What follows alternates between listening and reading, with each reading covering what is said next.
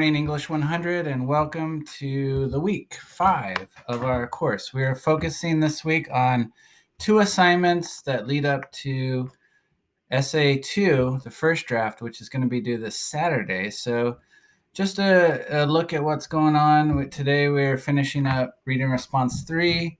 Wednesday, I want you to do some progress notes, and then Saturday, Essay 2, first draft discussion is due, okay? So just as we look at Essay 2, a reminder to visit the modules. This is what you'll see in your page on Canvas. So we have Unit 2 module, Recursion, Memory Loss and Crisis, okay? We have all this information here. So we have some slides, which I'm going to be looking at with you a little bit today. We have articles that are part of the assignment for tonight, and then we have the Essay 2 prompt, reading responses, and everything else that you need. But I want to start just by looking at the prompt as a reminder or a refresher.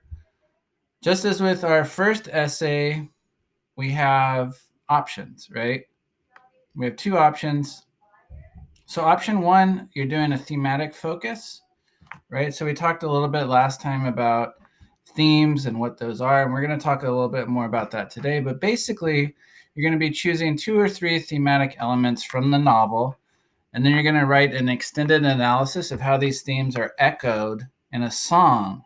Okay, so you need to start thinking about a song that connects to aspects of the themes in Recursion. All right, and I'm going to break that down a little bit for you in a moment. Okay, or option 2, this is billed as a science fiction thriller, but Blake Crouch, a lot of what he does is include connections to real science, right? Even though it seems kind of wacky with this chair and going back in time through memory, some of it is rooted in actual science. So option 2 asks you to write an analytical essay that connects ideas and the struggles of the characters in Recursion, and think about how these are connected to or reflected in one of the nonfiction articles that I've posted on Module 2, or Unit 2 module, okay? So it isn't that I want you to try and show that the book is super realistic. It's more to demonstrate how some of these ideas are reflected in real life, and part of what makes that more compelling to us as readers, right? So I'm just going to kind of walk you through some of my process for this, okay? So I'm going to start with the lyrics part, because that's option 1. So option 1, essay 2, you're doing the thematic elements, right?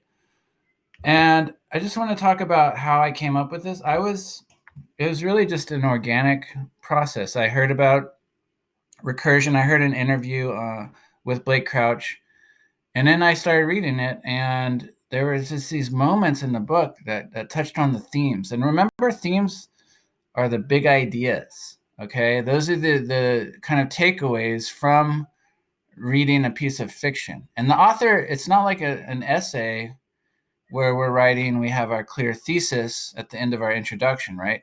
A lot of times you have to kind of identify the themes on your own and pull them out and figure out what you think they are. But as I was reading it, the themes that spoke to me were like issues of memory, right? And loss and crisis. So that's kind of the subheading. And I kept thinking of this song by a band called the Talking Heads called Once in a Lifetime. And I just was like, man, that connection seems so clear to me. And I really think it would be interesting to write about it. So that's how I started. And then I thought, well, if I find this interesting, hopefully students would find this compelling.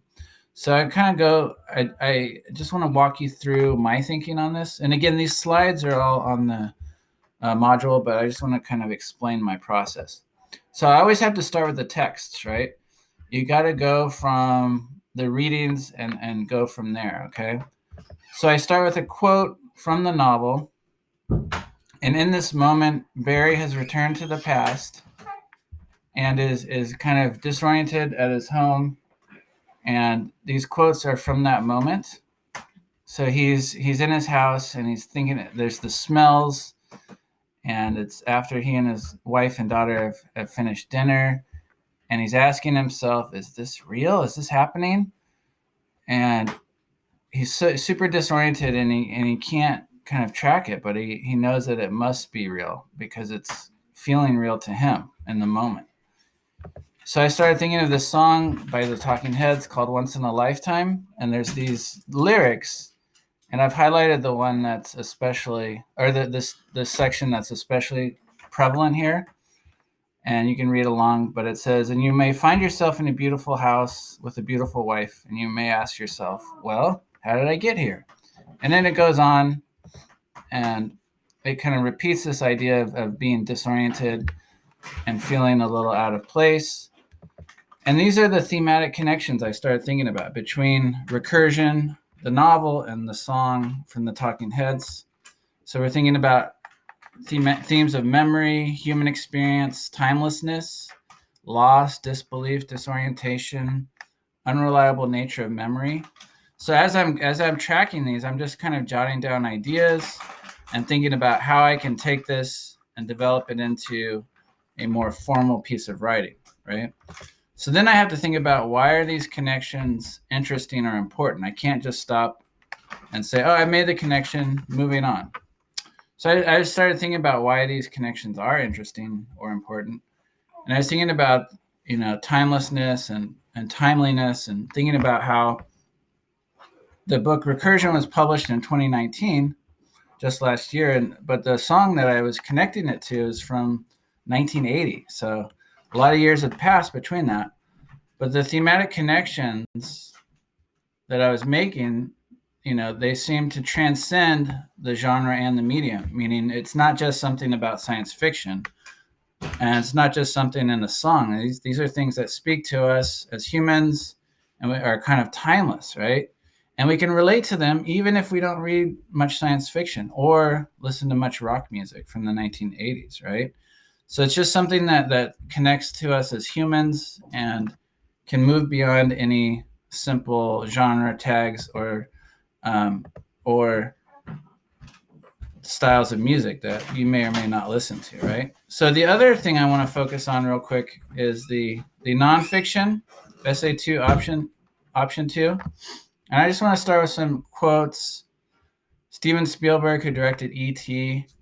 and many other movies, Close Encounters, Jaws, all these great movies, Jurassic Park.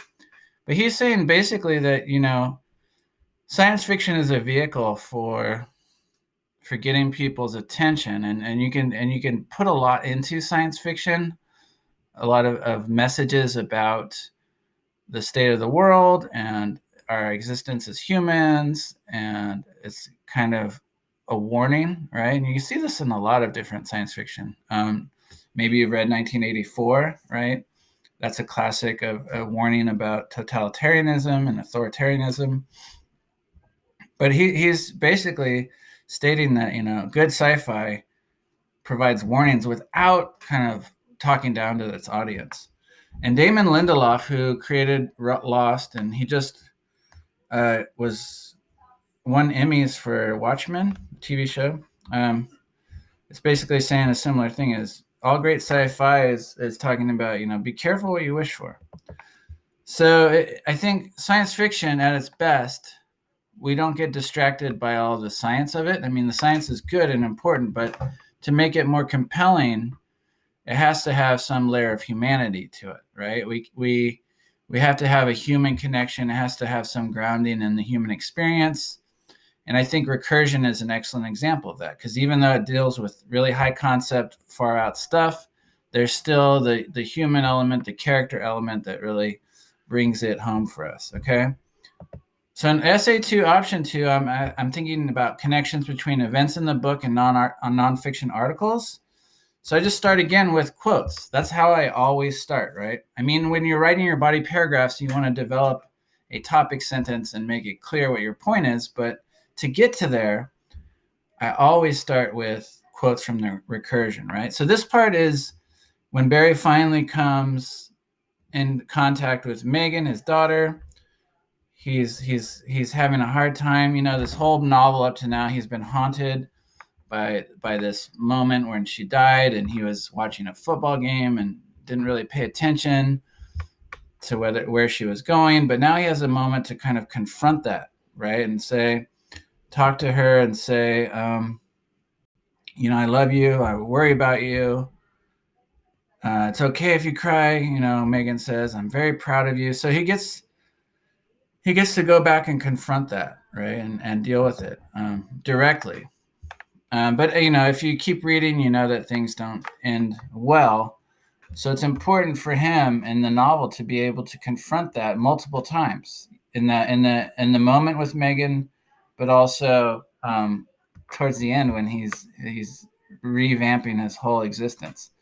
But in the How to Revisit the Ghosts of Your Past, the author is making the point that we can't go back in time through memories, but we can kind of confront these moments through therapy, through conversation, right? We can't just leave it and let it fester. So to me, the reason why it matters, is like Crouch uses these sci-fi elements to comment on our human condition. And he touches on these desires to make peace with behaviors or regrets from the past, right? And this is kind of reinforced by Holt, who wrote the How to Revisit the Ghosts of Our Past. This is reinforced by her focus on, the importance of saying what we feel in the moment, right? And if we can, go back and talk to him and talk and work through it, okay? Same with this idea of how our brain makes memories, right? This idea that memories can be deceiving sometimes. Flashbulb memories are memories that are super strong because we remember where we were. But, it doesn't always mean that we can trust our memories, right? A lot of recursions about the problem with memory and the unreliability of memory and trying to focus on that key moment of memory. So just think about as you're working on this. I know we're close to the deadline tonight, but how do you make science connections between sci-fi and the real world, right? What's your process? Just investigate. So you're going to be working with the nonfiction articles, digging around, and if you get a chance, watch this short video. It's really cool. It talks about connections between the real world and science fiction and how certain inventions like the cell phone were directly inspired by science fiction shows like Star Trek. So it's super cool. Alrighty, so I hope this is helpful.